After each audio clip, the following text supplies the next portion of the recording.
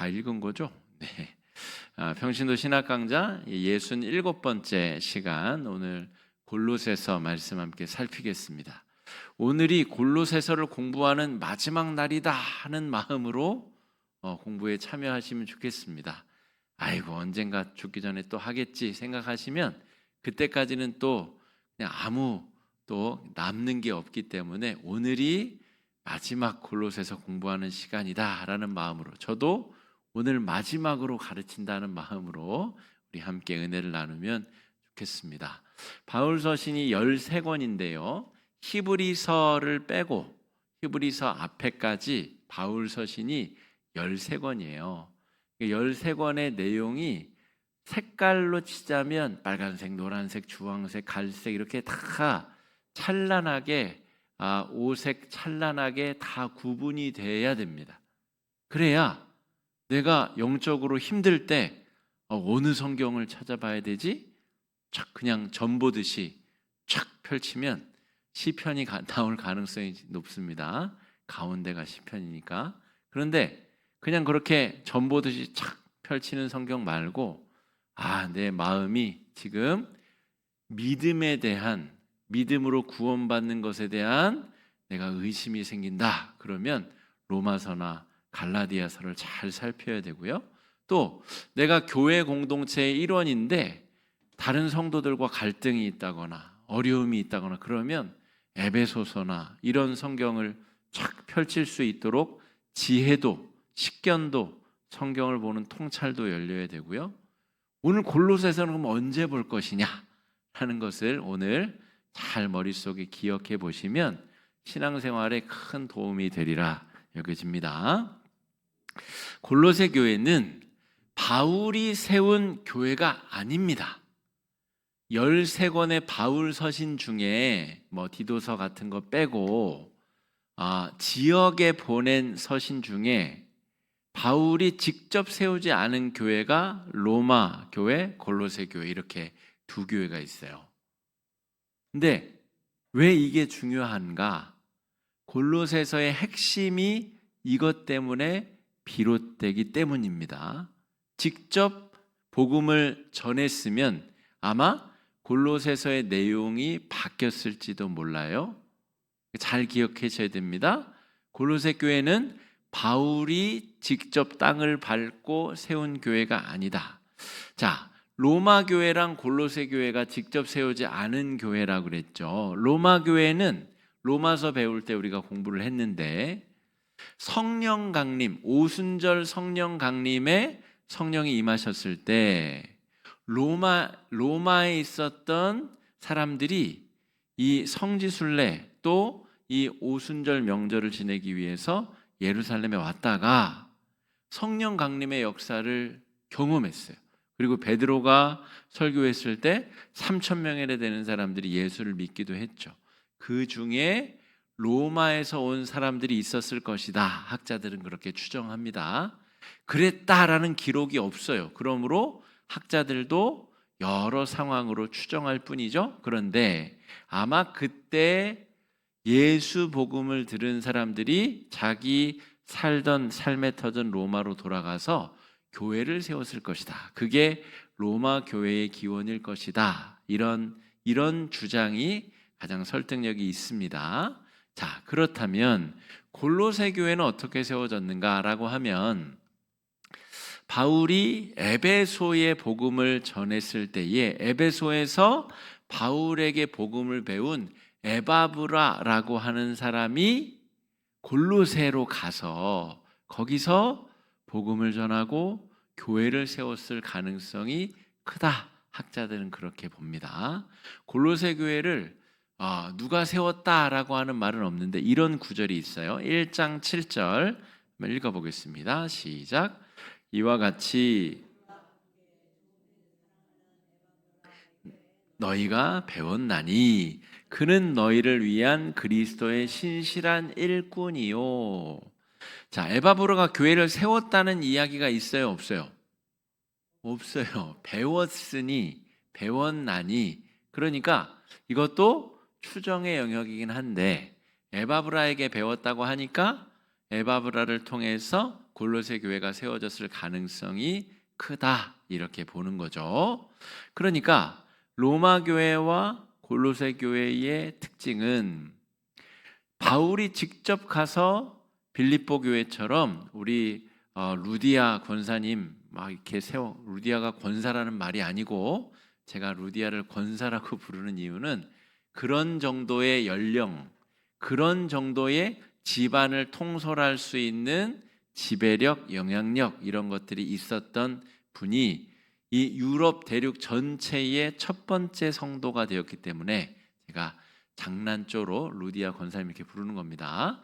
자, 루디아처럼 복음을 직접 바울이 전하고 세례도 베풀고 이렇게 됐다면 이런 불필요한 논쟁이 없을 수도 있는데 로마 교회나 골로새 교회는 바울이 직접 가르친 것이 아니기 때문에 거기서 들리는 소문에 의하면 복음이 왜곡되고 와전된다는 이야기를 자꾸 듣게 되는 겁니다. 그래서 로마 교회에 편지를 쓸 때는 이신칭의 오직 믿음으로서만 구원을 받는다는 것을 중심으로 바울이 편지를 썼고요. 골로새서에는 무슨 내용으로 썼느냐? 그걸 오늘 살피는 겁니다.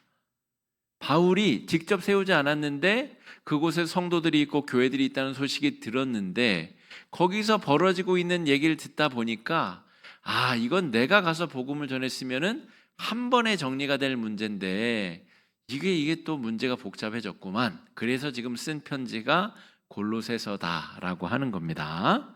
자, 3절 세 번째 선교사보다 골로새나 로마 교회처럼 우리나라의 교회사, 우리나라 한국 교회사는 우리가 아직 안 살폈는데요. 한국 교회사도 우리 평신도 신학 강좌의 내용으로 한번 다루겠습니다. 우리나라는 선교사가 딱 한국 땅에 발을 내딛기 전에 이 성경이 먼저 존재했었고 번역 성경이 선교사가 발을 내딛기도 전에 교회가 이미 세워져 있었던 나라가 우리나라입니다. 그러니까 골로새나 이 로마 교회와 비슷하다고 볼 수 있어요. 자, 중국에서 로스 선교사하고 서상륜이라고 하는 사람이 서상륜이 이 무역하던 사람인데 거기서 중국에 갔다가 복음을 듣고 세례를 받습니다. 그리고 로스 선교사와 함께 한국말로 번역된 성경을 쓰게 됩니다. 성경을 번역하게 되죠. 그리고 아주 갖은 고초를 통해서 성경을 이제 한국으로 반입하는 데까지 성공하게 됩니다. 그러니까 언더우드 아펜젤러가 한국 땅에 발을 내딛기 전에 이미 성경이 먼저 우리 땅에 들어와 있었고 소래교회 저 황해도에 장현의 송현이라고 하는 곳, 소래라고도 하고 송현이라고도 하는데 소래교회라고 하니까 저 소래포구에 교회가 있나 하시는 분들이 계신데 저 황해도에 똑같이 소래라고 하는 지역에 초가집 하나가 교회로 세워지게 됩니다. 그게 한국 최초의 교회입니다. 총신대 신대원이 저기 경기도 어디 있잖아요. 거기 가보면 이 소래교회를 재현해 놓은 교회가 있어요. 그냥 똑같을 것이다 라고 이제 재현을 해놓은 건데 초가집처럼 생겼습니다. 그게 선교사가 이 땅에 오기도 전에 이미 성경이 번역되었고 교회가 존재했었다라고 하는 거죠. 자, 골로새 교회가 여기 있습니다. 동그라미 친 데가 골로새죠. 이렇게 지금 골로새가 있는 저곳이 바로 지금의 튀르키예, 터키 땅이고요. 그 건너가면 이제 빌립보, 데살로니가, 고린도, 아테네 이렇게 쭉 있게 됩니다. 저희가 지금의 나라 구분으로는 그리스인데 전체가 다 지금 로마 제국의 통치 아래에 있는 거죠. 자, 골로새에서 이쪽 북서쪽으로 올라가게 되면 에베소라는 곳이 있죠. 에베소는 소아시아 7교회의 중심이 되는 교회. 거기서부터 에서버두, 사빌라 7개의 교회가 있어요. 그리고 거기서 쭉 동남쪽으로 내려오면 골로새가 있습니다. 그러니까 바울이 에베소에서 복음을 전할 때에 에바브라가 저기서 복음을 듣고 골로새에 가서 복음을 전하고 교회를 세운 거예요. 저렇게 되는 겁니다.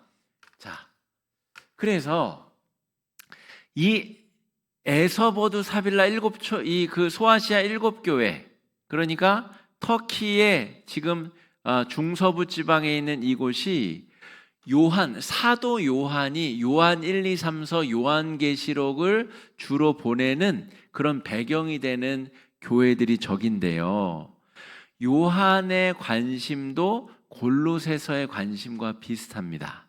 저 지방에서 교회를 좀먹고 갉아먹었었던 아주 악한 이단, 그 이단을 경고하고 경계하는 내용이 사도 요한이 쓴 요한 1, 2, 3서 요한계시록의 중요한 내용이고, 골로새서 지역적으로도 붙어 있고 저 지역에 강력했었던 철학사조, 종교사조가 복음을 계속해서 힘들게 했거든요. 우리로 치자면 지금 요즘에 신천지나 하나님의 교회 같은 그런, 제가 아주 어렸을 때는 무슨 여호와의 증인 그런 이단들이 힘들게 했죠. 제7일 안식교, 여호와의 증인, 그거보다 제가 태어나기 전에는 무슨 신앙촌 이단 이런 것들이 있었잖아요. 박태선 장로 이런 분들이. 그러니까 시대마다 그 지역을 강타하는 이단들의 특징이 다른데, 그런데 이 골로새서와 사도 요한의 서신에 등장하는 그 배경의 지역의 교회들은 영지주의라고 하는 이단의 굉장히 큰 고난을 겪었습니다. 그래서 골로새서와 요한계시록, 요한 1, 2, 3서에 또 베드로 전후서도 마찬가지인데요. 그 지역에 있는 교회들은 영지주의 이단으로부터 굉장히 시달림을 받았고 그것 때문에 고초를 겪는 성도들이 많았다라고 하는 겁니다. 자, 바울이 골로새서를 어디서 썼느냐라고 하면 로마로 가서 2번에 걸쳐서 투옥이 되는데, 첫 번째 투옥은 약간 그 가택연금 같은 거였어요. 그러니까 진짜 감옥이 아니라 그냥 실제 재판이 벌어지기 전에 야, 너는 전자발찌 차듯이 그 집 안에만 있고 또 그 안에서 자유롭게 사람을 만나도 되긴 하는데 여기를 벗어나면 안 돼. 이렇게 딱 가택연금된 상태에서 골로새서를 이제 쓰게 됩니다. 자, 골로새서 우리가 분명히 기억해야 될 것은 골로새 교회, 골로새는 에베소 교회 근처에 있는 교회, 그리고 소아시아 7교회가 똑같이 겪었었던 영지주의 이단과 싸우는 교회, 이렇게 기억을 하셔야 됩니다. 자, 이신칭의의 믿음을 갉아먹는 영지주의 이단에 대항하기 위해서 바울이 감옥에 갇혀서 로마에서부터 저 멀리 골로새까지 편지를 써서 보냈단 말입니다. 그러면 오늘 골로새서의 핵심 내용은 영지주의의 특징을 잘 이해하는 것이 핵심이 되겠죠. 그러니까 여러분, 복음, 믿음으로서만 구원을 받는다라고 하는 이 복음에 의심이 들 때, 예를 들어서 옆에 있는 이상한 아줌마가 저기 어디 미얀마에서 선교사님 한 분이 들어오셨는데 아주 말씀을 잘 가르칩디다. 나랑 같이 가서 성경 공부합시다. 이렇게 해서 홀랑 가지 말라는데 홀랑 넘어가서 갔는데 거기서 무슨 짝으로 다 맞는 척척 맞는 척척척척 이렇게 맞추는 그런 성경을 배워서 교회에서 안 가르쳐주는 걸 배우니까 막 속이 시원하고 막 깨달아지는 것 같아서 마음이 좋고, 그럴 때 뭔가 느낌이 쎄한데 이때 나는 어떤 책을 봐야 될까? 골로새서를 봐야 됩니다. 그럴 때 또 복음에서부터 벗어난 이단에 빠진 형제 자매 이웃들에게 말씀으로 권면해야 될 때 골로새서를 깊이 묵상해야 된다라고 하는 겁니다. 그러니까 여러분, 아무 생각 없이 신약 성경을 100번, 1000번 읽는 게 좋겠어요? 아니면 무슨 말이 써 있는지를 정확히 이해하고 한 번을 읽는 게 좋겠어요? 한 번 물론 1000번이 나을 수도 있는데 숫자적으로 너무 큰 차이가 나네요. 1대 1000은. 하지만 여러분, 그냥 문자를 막 많이 읽는 것보다는 이게 무슨 뜻인지, 무슨 말인지, 왜 썼는지를 알고 보는 것이 100배는 더 중요하다는 겁니다. 골로새서는 그 문제 때문에 기록된 성경이다라고 하는 거죠. 자, 골로새서 2장 8절 말씀 읽어보겠습니다. 정확하게 그 얘기를 쓰고 있잖아요. 시작. 누가 철학과 헛된 속임수로 너희를 사로잡을까 주의하라. 이것은 사람의 전통과 세상의 초등학문을 따름이요 그리스도를 따름이 아니니라.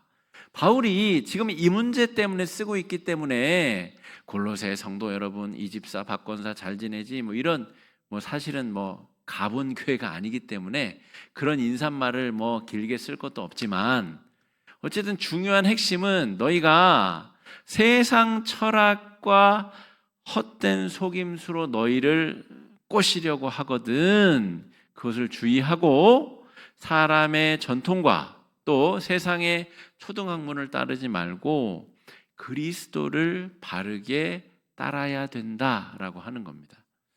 여러분, 골로새서잖아요. 골이 뇌를 의미하잖아요. 뇌를 현혹시키는 이단에 대항하는 책이다.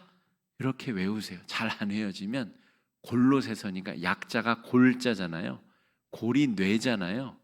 뇌를 이단의 철학과 이단의 사상이 자꾸 유혹하고 꼬실 때 읽어야 되는 책이 골로새서다. 여러분, 그렇게 오늘 마지막 배우신다고 생각하시라니까요. 다시는 어디 가서 골로새서를 정리할 길이 없다는 마음으로 마음에 머리에 새기시면 좋겠습니다. 자, 영지주의에 대해서 그럼 바르게 이해하는 것이 오늘 공부의 핵심입니다. 우리가 믿는 복음과 무엇이 어떻게 다른지를 알아야 될 거 아니에요. 그러니까 터키 중부, 지금의 터키, 튀르키예, 그러니까 이 거대한 로마 제국의 그 한복판에 있었던 그 지역에 아주 중요한 철학 사조가 영지주의라는 것인데, 영지라는 말은 줄임말인데 영적 지식이라는 말입니다. 영적 지식, 그노시스, 지식, 날리지라는 뜻입니다. 그러니까 세상의 지식, 물리학, 천문학, 지질학 이런 세상의 지식이 아니라 우리로 쉽게 번역하면 신학이라는 말입니다. 신학. 영적인 지식, 신학, 신의 학문. 이 영적인 지식, 영적인 지식이 가장 중요한 철학이다. 세상의 원리를 이해하는 원리, 중요한 원칙이다. 이게 영지주의라는 겁니다. 영적인 지식, 줄이면 영지가 되죠. 영지버섯 말고 영적 지식이 중요하다는 철학 사조. 이것이 그 사람들이 다 그렇게 생각하고 있었기 때문에 에바브라가 복음을 전해서 예수를 믿으면 하나님의 자녀가 되고 죽어서 천국에 갈 수 있고 우리가 이 땅에서도 부활의 소망을 가지고 부활의 삶을 살 수 있습니다라고 에바브라가 다 가르쳐 놨더니 그거 우리도 알고 있는 거야. 영적 지식을 가르치는 우리의 철학에서 이미 그 내용이 있어 라고 사람들이 그렇게 받아들였다는 거예요. 영지주의가 이미 다 잠식을 하고 있었던 세상에서 복음이 전해지자 복음이 와전되어 전해졌다는 겁니다. 저는 제가 혼자 여행을 가거나 아니면 제가 피정을 가거나 하면 그 근처에 있는 유명한 사찰을 꼭 가봅니다. 그래서 이곳저곳을 이제 둘러보게 되는데 꼭 가보면 이 산신각하고 또 이 칠성 재단을 모신 데가 있어요. 근데 그것은 원래 불교에 없는 사상입니다. 그러니까 불교는 산신을 모시지 않아요. 그런데 삼신할매랑 산신을 섬기는 사당이 꼭 대웅전 이쪽 볼 때 좌측편에 꼭 있습니다. 조그맣게. 왜 있냐면 그 무속신앙이 이 조선 땅에, 이 대한민국 땅에 아주 오래전부터 있었기 때문에 그래요. 그러니까 어떤 종교가 들어와도 그 무속신앙을 이겨낼 수가 없습니다. 유교가 들어와도 무속적 유교가 되고, 불교가 들어와도 무속적 불교가 되고, 기독교가 들어와도 기복신앙적 기독교가 되는 거죠. 그래서 그걸 이길 수가 없어요. 어떤 종교도 그걸 이겨본 적이 없어요. 마찬가지로 지금 영지주의도 마찬가지라는, 영지주의를 설명하기 위해서 그 말씀드린 겁니다. 그 땅에 이미 영지주의가 가득해 있기 때문에 거기서 복음을 전해도 자기들이 알고 있는 지식 안에서 복음을 이해했다는 거예요. 우리 그거 알고 있어. 그거 신이 창조한 이야기 알고 있다는 거죠. 이미. 그래? 그럼 어떻게 알고 있지? 그랬는데 그 영지주의에서 이해하는 하나님은 우리가 이해하는 하나님과 완전 다릅니다. 오늘 그걸 공부하는 게 핵심입니다. 영지주의가 뭔가, 영적 지식이 중요하다는 세계관 안에서의 신관이 어떻게 되는가. 여러분 이거는 어디 가서 배우기가 어려워. 누가 영지주의에 대해서 이렇게까지 가르쳐주지 않기 때문에 오늘 배우실 때 잘 공부하시면 좋을 것 같습니다. 영지주의의 핵심은 이원론이에요. 이원론. 흙과 백, 깨끗한 것, 더러운 것. 근데 세상은 이원론으로 구성되어 있지 않습니다. 회색도 있고 노란색도 있고 주황색도 있고 빨간색도 있고. 여러분 우리가 구원받은 하나님의 자녀잖아요. 그죠? 그런데 우리 안에 성령께서 살아 계시죠. 근데 우리는 또 죄를 짓잖아요. 그러니까 우리 안에 성령이 살아 계신데 나는 살면서 오늘도 거짓말을 몇 번 하고 나쁜 생각도 하고 이기심도 부리고. 그러니까 나라고 하는 존재는 흙과 백으로 구분하기 어려운 상태에 놓여 있어요. 그죠? 그런데 영지주의에서는 아니라는 거예요. 다 흙과 백으로 완전히 칼로 무 자르듯이 자를 수 있다. 이게 영지주의의 가장 밑바탕의 사고방식이에요. 이거를 이해해야 두 번째 영지주의의 다음 스텝을 이해할 수 있습니다.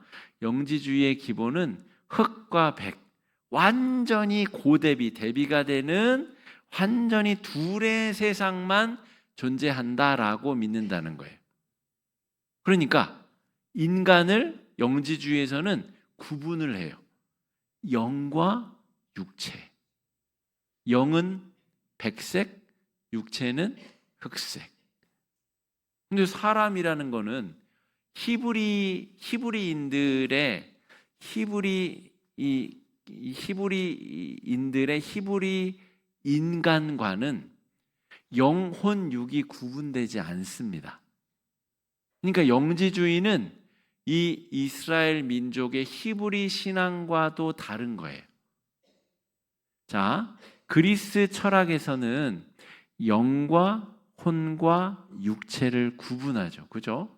영은 신성한 것, 혼은 이 지성, 감성, 의지, 육체는 이 플래시, 이 살, 이렇게 구분한단 말이에요. 그러니까 지금 이 터키까지 비롯해서 이 그리스, 로마 신관을 가진 사람들의 기본적인 바탕은 흙과 백의 세상이 존재하는 거예요.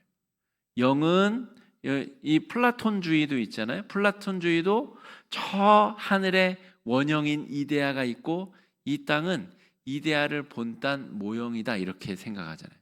플라톤주의, 신플라톤주의 다 마찬가지인데, 그러니까 그리스 로마의 철학과 사상의 핵심은 이원론이에요. 영지주의도 이원론이고요. 자, 그런데 기독교 신앙은 영지주의에서 말하는 것과 다릅니다. 그건 조금 이따가 설명을 드릴게요. 영지주의를 우선 이해해야 되니까 영지주의는 이원론 사상이다라고 하는 거예요. 자, 그런데 바울이 전하는 복음의 본질은 뭐예요? 하나님이 더러운 세상에 인간을 구원하기 위해서 인간이 되셨다는 거죠. 흙과 백이 아니라 하나님의 거룩성이 인간의 더러움 속으로 침투하고 들어오셨다는 거예요. 영지주의와 전혀 다른 이야기를 하는 겁니다. 영지주의는 그래서 이 흙과 백의 논리, 영은 깨끗한 것, 육체는 악한 것. 그렇기 때문에 아주 심각한 이 금욕주의와 꼭 쾌락주의로 나뉘어지게 됩니다. 그러니까 영지주의가 두 파가 있는데 한 파는 완벽한 금욕주의자가 되는 거예요. 육체의 삶은 버려야 돼. 그래서 청빈하고 가난하고 완전히 육체에 먹는 욕심을 다 없애고 성욕을 없애기 위해서 아주 심각한 학대를 스스로 가하고, 이런 금욕주의가 한 방향이고, 또 이 한 바탕은 또 어차피 내가 이 육체의 더러움 안에 갇혀 있으므로 나는 육체의 더러움대로 살겠다라고 하는 쾌락주의, 영지주의가 이 두 가지 측면으로 나누어지게 됩니다.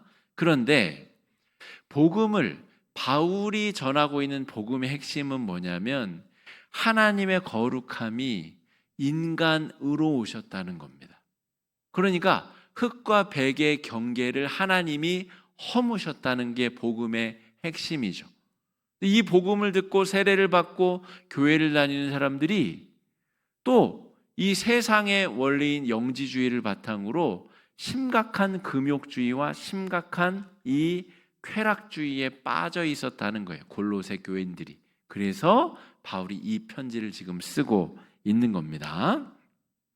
자, 거룩과 순수가 죄악 가운데 침투하여서 변화시키고 회복시키고 재창조한 사건이 복음인데, 골로새 교회 교인들은 이런 재창조를 믿지 않고 내가 예수 믿고 구원받았지만 나는 여전히 어둠에 속한 존재야 라고 믿었다는 거예요. 바울이 화가 나겠어요, 안 나겠어요? 성령이 우리 안에 들어오셔서 내가 복음으로 새롭게 태어나고 하나님의 자녀로 거듭났다는 자존감을 가지고 변화된 성도의 삶을 살아야 되는데, 골로새 교회에서 들려오는 얘기를 들어보니까 무슨 변화는 무슨 변화야. 나는 이 육체를 가진 존재는 여전히 무슨 일이 벌어져도 나는 흑암이고 더러움이고 죄악된 존재야. 그러니까 교회에서 예배드리고 나서 교회 문밖만 나가면 쾌락주의적인 삶을 살더라는 거예요. 온갖 더러운 짓 다 하고 다니고, 어차피 나는 육체 안에 갇힌 존재니까 막 죄짓고 다니고 그러면서도 아무런 죄책감도 느끼지 못했다는 거예요. 복음으로 변화된 사람이 아니라 교회 다니는 영지주의자들이었다라고 하는 거예요. 바울이 그래서 오늘 골로새서를 쓰고 있는 겁니다. 당신들은 영지주의를 믿게 된 사람들이 아니라 하나님이 이 땅에 오셔서 여러분을 위해서 죽고 여러분 안에 새로운 변화와 새로운 창조를 일으켜낸, 여러분은 그리스도를 따르는 그리스도의 사람들입니다. 영지주의로는 여러분의 삶을, 변화된 삶을 설명할 수 없습니다. 세상의 헛된 철학과 거짓된 가르침으로부터 벗어나십시오. 제가 골을 기억하라 그랬잖아요. 이 두뇌를 침입하고 있는 이 거짓된 철학과 세계관으로부터 벗어나는 것이 구원받는 것입니다. 제가 가끔 그런 성도님들을 만납니다. 우리 교회에는 실제로 그런 분은 아직 만나본 적이 없는데, 먼저 교회에서는 그런 분,들이 난 100명 만나면 한두 명씩은 꼭 있었어요. 어떤 분들이냐면 교회를 다니긴 다니는데 그의 언어 습관이나 사고방식은 교회 다니는 사람 같지 않은 사람들이 있어요. 마치 연초에 전보로 다니는 사람처럼 얘기하다 보면 막 윤회를 이야기하고 막 전보로 다니는 이야기하고, 저분이 집사가 맞나? 저분이 권사가 맞나? 이런 생각이 들 때가 있어요. 그러니까 교회만 다니는 거예요, 진짜로. 그리고 실제로 복음이 그 사람 안에서 새로운 거듭남의 창조의 역사를 이룩하지 못한 사람들을 제가 먼저 교회에서는 종종 만났습니다. 우리 교회에서 경험한 사람들은 또 어떤 사람들이 있냐면, 이러한 사람들은 좀 더 빈도가 다양하게 등장하는데, 거짓된 운명의 감옥에 갇혀 있는 사람들, 그런 사람들은 제가 우리 교회에서도 덜어봤습니다. 예수 믿고 변화받았는데 여전히 자기의 사고방식 안에 갇혀 있는 사람들도 제가 보고 있어요. 요즘도 있어요, 우리 교회. 자기는 안 되고, 이 주어진 운명에 자기는 벗어날 수 없고, 예수 믿고 안 되는 게 어디 있습니까? 예수 믿으면 안 되는 게 없는 것. 사상의 감옥에서, 철학의 감옥에서, 운명의 감옥에서 벗어나고 자유케 하시는 분이 예수 그리스도이신데, 복음을 믿고도 여전히 자기가 만들어낸 틀에 갇혀서, 자기가 10년, 20년 전에 저질러 놓은 실수와 죄악의 틀에 갇혀서 여전히 그렇게 고통 가운데 울부짖는 사람들이 더러 있습니다. 여러분, 바울은 영지주의가 됐든 뭐가 됐든 여러분들을 가둘 수 없다라고 선포하고 있는 거예요. 여러분들은 이 육체에 갇힌 죄악된 존재들이 아니라 성령이 내주하시는 거룩한 성령의 전이고, 여러분들은 흑이나 백이 아니라 회색처럼 보일지 몰라도 하나님의 자녀로 거듭났고 성화의 단계에 들어선 거룩한 하나님의 백성이라는 이야기를 하고 있는 거예요. 이 복음은 절대로 영지주의로는 설명과 해석이 불가능한 겁니다. 바울이 그 이야기를 하고 있는 거예요. 여러분, 제 이야기가 어느 정도 이해가 되셨는지 잘 모르겠는데, 여전히 영지주의적인 믿음으로 신앙생활하는 분들이 적지 않습니다. 자기가 교회에 와서는 약간 깨끗한 느낌을 받지만 여전히 자기는 육체 안에 갇힌 죄악된 존재라는 그런 아주 이상한 정체성을 가지고 신앙생활하는 분들이 적지 않다는 것이죠. 우리를 설명하는 핵심은 우리 안에 내재하시는 성령이고, 성령이 내주하시도록 허락하신 예수 그리스도이시고, 예수 그리스도의 성육신과 십자가 사건이 나라고 하는 사람의 정체성이에요. 박사학위도 내 정체성이 아니고, 내 재산이 정체성이 아니고, 내가 얼마나 잘생겼는지, 예쁜지, 어떻게 생겼는지, 어떤 장애가 있는지, 이 모든 것은 나를 설명할 수 없어요. 나를 설명할 수 있는 것은 예수 믿은 이후로 예수 그리스도와 성령만이 나를 가장 잘 설명할 수 있는 원리와 원칙이라는 것. 이게 그리스도인들의 정체성이라는 겁니다. 근데 바울이 느끼기에는 골로새 사람들이 예수는 안중에도 없고 여전히 자기들이 생각했었던 영지주의적 흑백 논리로 자기 자신을 설명하고 있다는 거예요. 일부 사람들은 지가 거룩한 척, 자기의 노력으로 거룩한 척, 이 백에 속한 사람인 척, 대부분의 사람들은 흑에 속한 사람인 척, 예수 믿는 것과는 전혀 관계없는 영지주의적 철학 속에서 살아가고 있더라라고 하는 겁니다. 여러분, 골로새서를 배우는 이 저녁에 우리도 혹시 잘못된 이 조선 땅에 오래도록 있었던 귀신론, 기복주의, 저기 성락교회 김기동 목사 이런 사람이 그 복음에 없는 귀신론을 끌어다가 자기 교세를 확장한 이단 아닙니까? 그러니까 잘 주의해서 살피고 복음으로 내가 온전히 새로워지도록 해야 되는 것이 중요하다는 겁니다. 자, 골로새서 1장 13절 14절 한번 읽어보겠습니다. 시작. 그가 우리를 그의 사랑의 아들의 나라로 옮기셨으니 그 아들 안에서 우리가 속량 곧 죄사함을 얻었도다. 지금까지 제 설명을 들으면 이 말의 의미가 더 뼛속 깊이 와닿지 않습니까? 그러니까 세상의 철학과 이 영지주의의 초등학문과 같은 이 어리석은 자들의 가르침에 빠진 골로새 성도들이요, 우리는 영지주의자들이 아닙니다. 우리는 흑암의 권세에서 건져내사, 흑암의 권세, 영지주의가 지향하고 있는 흑백의 논리 안에 모든 인간은 다 이 육체의 감옥에 갇혀 있다라고 하는 이 흑백의 논리로부터 우리를 건져내사 그의 사랑의 아들의 나라로 옮기셨다는 거예요. 이미 우리가 살아있는데 하나님 나라 천국 백성이 되게 하셨다는 거예요.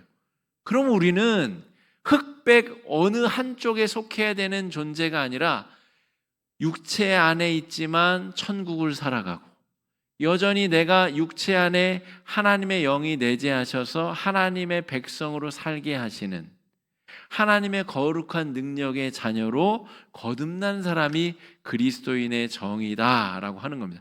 그 아들 안에서 우리가 속량 곧 죄사함을 얻었도다. 이것이 그리스도인들의 정체성이다라고 하는 겁니다.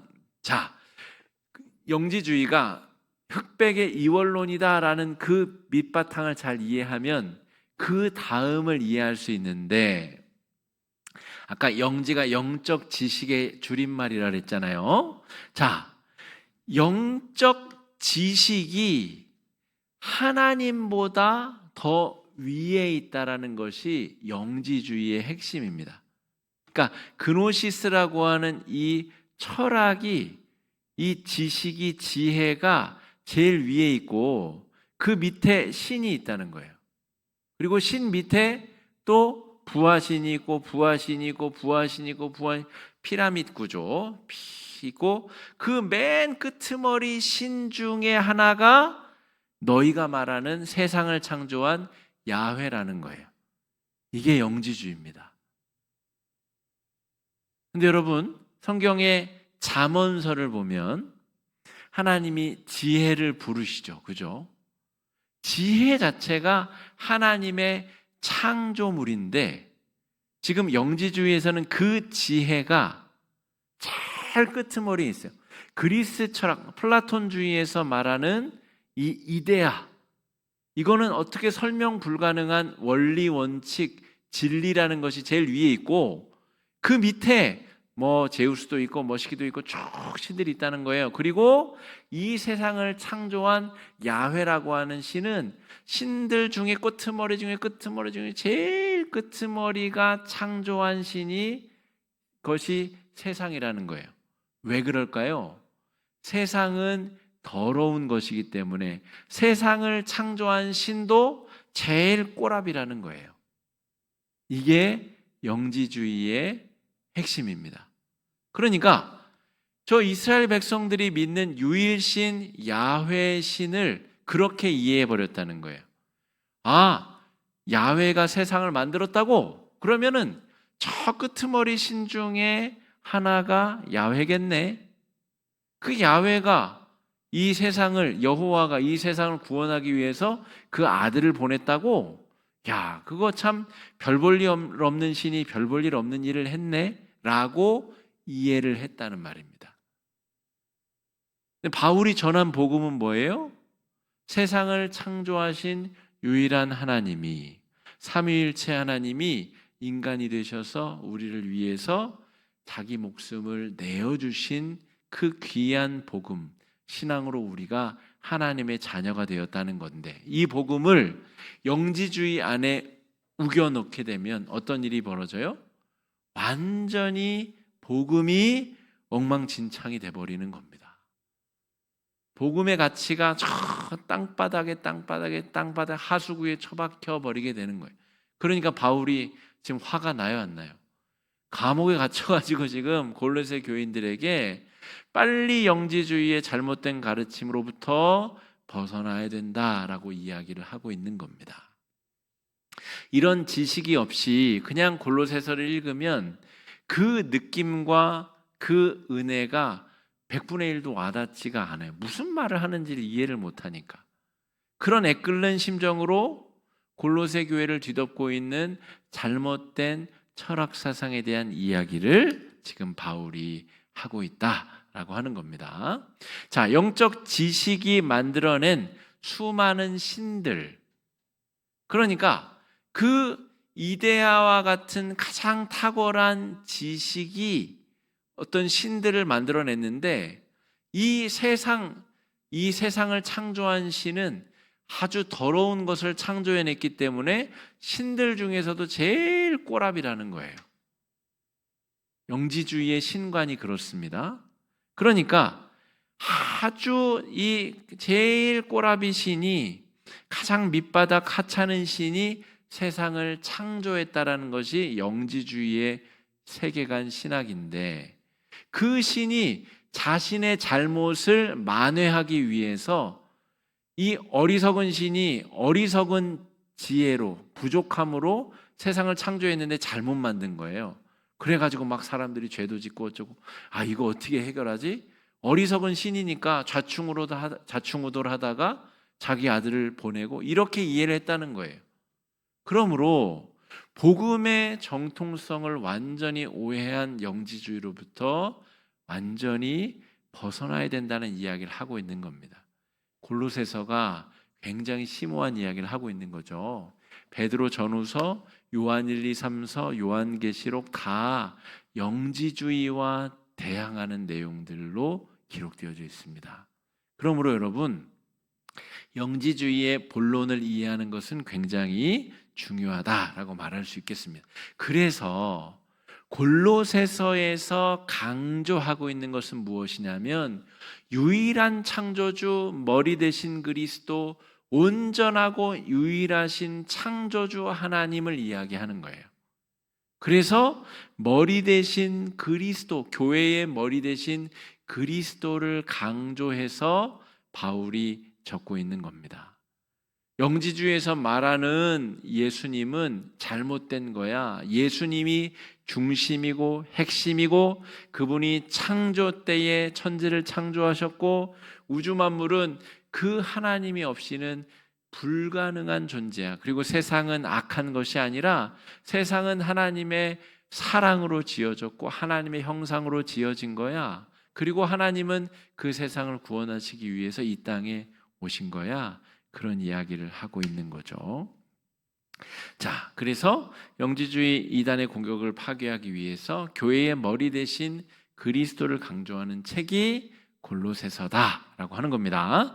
골로새 1장 17절 18절 한번 읽어보겠습니다. 시작. 또한 그가 만물보다 먼저 계시고 만물이 그 안에 함께 섰느니라. 그의 몸인 교회의 머리시라. 그가 근본이시요 죽은 자들 가운데서 먼저 나신 이시니 이는 친히 만물의 으뜸이 되려 하심이요. 아멘. 그러니까 영지주의가 이해하고 있는 예수님을 완전히 새롭게 정의하기 위해서 골로새서가 쓰여졌다라고 하는 겁니다. 그리고 바울은 육체가 더러운 것이 아니다라고 이야기를 합니다. 거듭난 성도들은 성령의 전이 되어서, 거룩한 성령이 머무시는 성전이 되어서 하나님 나라 영광을 위해서 나의 삶이, 나의 시간이, 나의 열정이 쓰임받게 되는 거룩한 하나님의 도구라고 이야기를 합니다. 바울 서신의 핵심이 그렇잖아요. 로마서, 고린도전후서, 갈라디아서, 에베소 다 마찬가지인데, 앞쪽에는 그 교회에 꼭 필요한 이 신학을 이야기하고, 뒤쪽에는 그 신학에 맞춘 삶을 이야기합니다. 로마서도 다 마찬가지예요. 그렇게 구성이 되어 있어요. 왜요? 우리의 육체는 더럽고 추악하고 죄악된 것이 아니라, 흑백의 논리로 설명할 수 있는 것이 아니라 성령이 우리 안에 내주하신다는 거예요. 그러니까 여러분, 우리 안에 성령이 내주하심으로 남하고 비교하시지 마시라고요. 남하고 나를 비교할 이유가 없어요. 내 안에 성령께서 살아계심으로 나는 하나님을 모신 몸이 되는 것이고, 내 학력이든 내 외모든 내 재산이든 내 어떤 것이든 내 신체의 장애든 무엇이든 내 안에 계신 성령의 가치를 폄훼할 수 없다라는 것이 복음의 본질입니다. 그러므로 바울이 이해한 육체는 더러운 것이 아니라 성령의 전이요, 하나님의 일하시는 일터요, 하나님께서 역사하시는 하나님의 도구가 우리 몸의 정의다라고 하는 겁니다. 그러니까 여러분, 우리 몸을 하찮게 대하셔도 안 되고, 학대하셔도 안 되고, 업신여기셔도 안 되고, 남과 비교해서도 안 됩니다. 우리는 우리 자체로 성령의 전이고 거룩한 하나님이 머무시는 성전이다라고 하는 거죠. 영지주의의 몸의 이해와는 완전히 다른 겁니다. 자, 이 얘기를 좀 더 할까요? 시간이 많이 갔지만 여러분, 현대인들이 막 운동 열심히 하고 화장 열심히 하고 다이어트 열심히 하고 하나님의 몸된 성전을 건강하게 관리하기 위하면 잘하는 거지만, 남들 연예인처럼 내 몸도 바꿔야지, 그러면 사람들이 날 좋아하지 않을까? 그런 마음으로 헬스장 다니고 뭐 성형수술하고 그런 거라면 잘못된 겁니다. 우리 몸은 그런 식으로 평가받을 수 있는 하찮은 게 아닙니다. 우리 몸은 그런 존재가 아니라는 거죠. 성령의 전이기 때문에 그 존재 자체가 아주 존귀한 육체가 우리의 몸입니다. 짐승의 몸과 다르다는 거죠.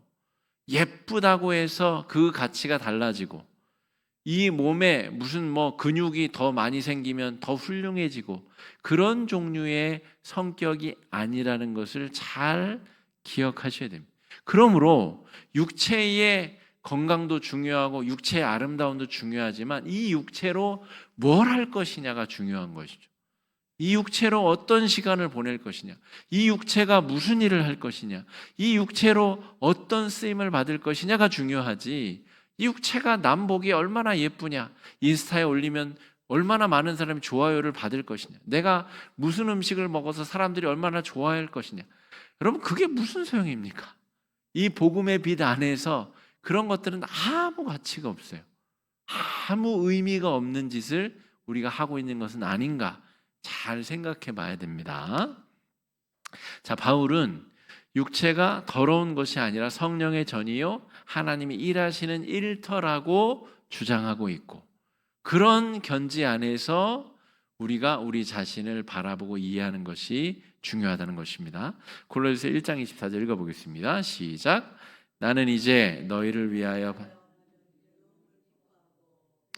남은 고난을 그의 몸된 교회를 위하여 내 육체에 채우노라. 아멘. 놀랍지 않습니까? 바울이 지금 감옥에 갇혀서 가택연금돼서 이 책을 쓰고 있다고 그랬잖아요. 바울이 거기서 막 운동 열심히 해서 근육을 키워서 막 다른 사람들이 나를 얼마나 좋게 봐줄까, 그런 게 관심을 가진 게 아니라 그리스도의 남은 고난을 내 육체에 채우노라.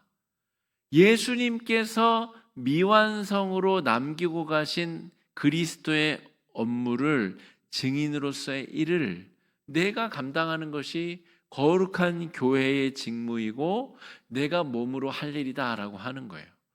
그런 거룩한 일을 감당하는 육체가 더럽다고요? 추악하다고요?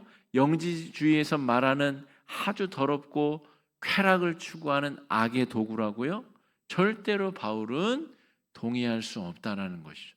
인간을 바라보는 관점이 완전히 다르고 인간을 바라보게 만드는 철학과 신학의 개념이 완전히 다른 겁니다.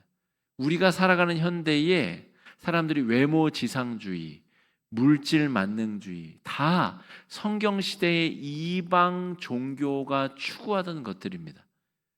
지금 영지주의에서 추구하는 것은 이 외모 지상주의와 훨씬 더 관련이 깊다라고 볼 수 있겠습니다. 자, 복음은 그 어떤 사상이나 철학과 세계관이 침입할 수 없는 완전 무결한 사랑의 결정체라는 것, 그것이 바로 바울이 지금 전하고자 하는 내용의 핵심이다라고 하는 겁니다. 자, 오늘 골로새서 말씀을 좀 살펴봤는데요. 얼만큼 전달이 됐는지, 얼만큼 이해하셨는지는 잘 모르겠습니다만, 여러분, 골로새서는 영지주의 이단의 공격에 맞서기 위해서 바울이 수백 킬로 떨어진 로마에서 골로새 교회를 향하여서 눈물로 사랑으로 쓴 편지입니다. 이 안에 복음의 본질이 담겨 있고 성령이 내주하시는 우리 몸의 비밀이 숨겨져 있고 우리가 눈 떠서 잠들 때까지의 우리의 시간, 심지어 잠들어 있는 그 순간에도 우리의 몸이 어떤 일을 해야 되고 어떻게 살아야 되고 어떤 의미로 쓰임 받아야 되는지를 아주 분명하게 잘 이해하고 있다는 것이죠. 그래서 여러분 골로새서를 묵상하시면서 자신의 몸, 자신의 인생, 자신의 삶을 새롭게 평가하시고 하나님의 거룩한 부르심에 아름답게 쓰임 받을 수 있는 여러분 되시길 주의 이름으로 축복합니다.